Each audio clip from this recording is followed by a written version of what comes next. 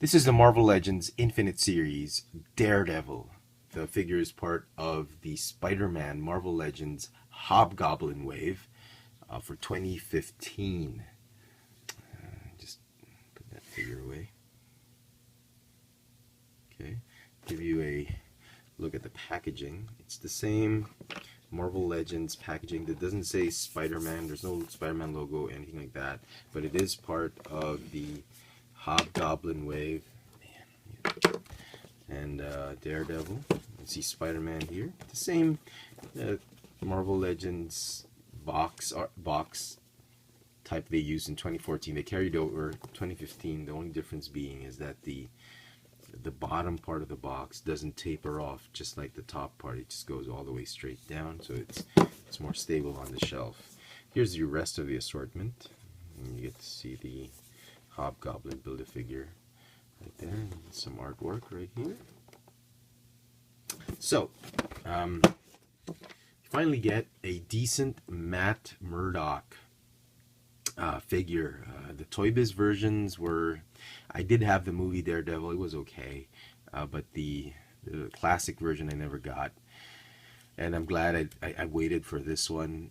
Hasbro had hinted on this particular figure, I think, in several but several conventions, toy conventions, but never got around to releasing it.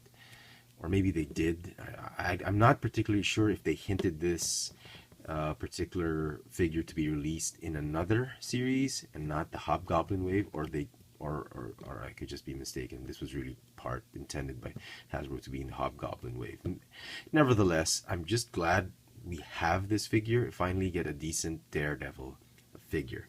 Now, the figure comes with the left arm and one jack-o'-lantern bomb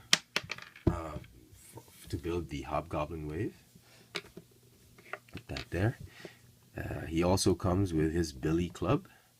It comes in two pieces, which he can hold in either hand. Yeah. Apparently, it's difficult to hold it on this one. There you go. And the strangest thing is this particular Billy Club. You know what? If there's any complaint I have for this figure, it's the weapon. It's made of this soft PVC material, very soft in fact, and I don't get it. I'm not sure why. It's not a safety, I don't think it's a safety issue. It's nothing pointed. It's a blunt piece of plastic. It should be long, hard, and stiff. I don't understand why they made it very soft and flabby.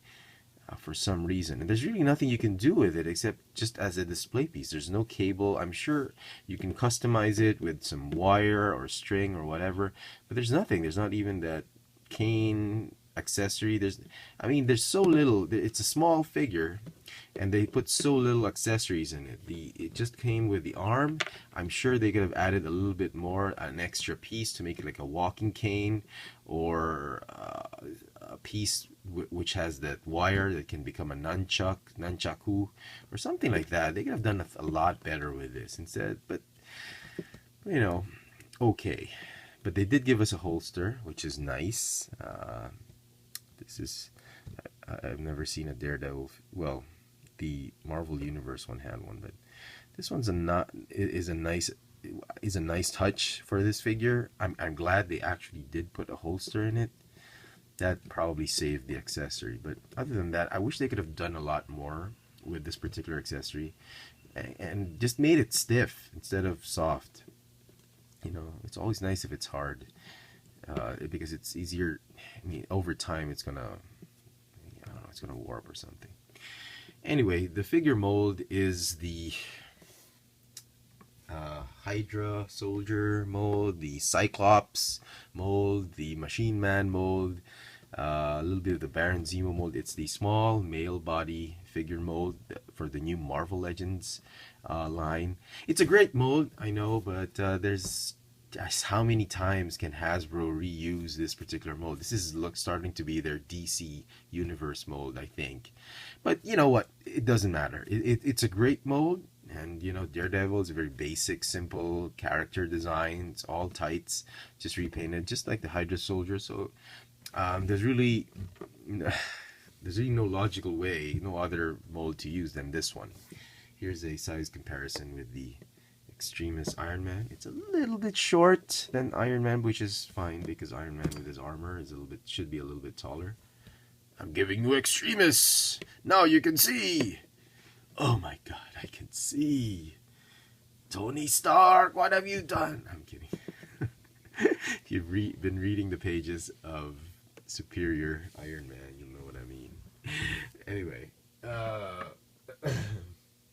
so great mold. Paint apps, there are a lot of differences in the red finish for this one.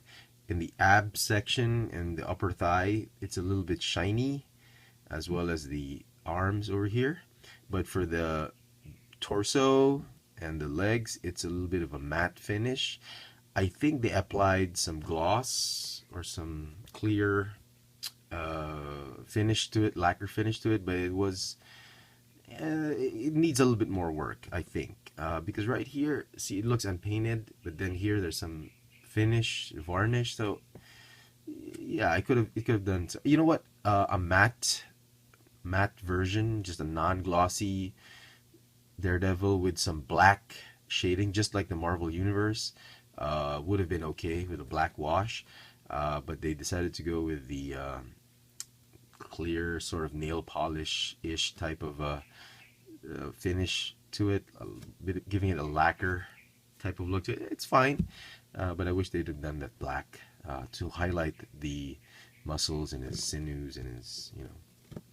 Okay, so okay, if you're looking through several on the pegs, you might want to check first the mask and the flesh paint. That's where the quality issues, most of the quality issues abound in this whole face area. But this one's pretty nice.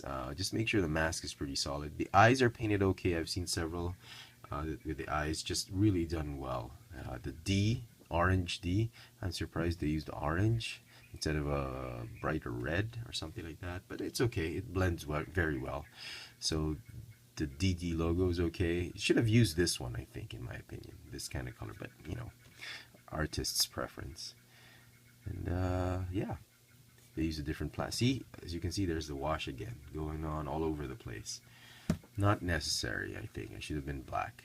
Articulation for the figure. He's got a ball jointed neck on a hinge, ab crunch that ratchets, shoulder joints that ratchet, ball hinge on the shoulder, bicep swivel, double jointed elbows, ball hinge wrist that go in and out, waist swivel, that's nice, ball jointed hips, thigh swivel, double jointed knees, calf swivel, ball hinge ankles with the rocker joints. Just exactly like the Cyclops mold.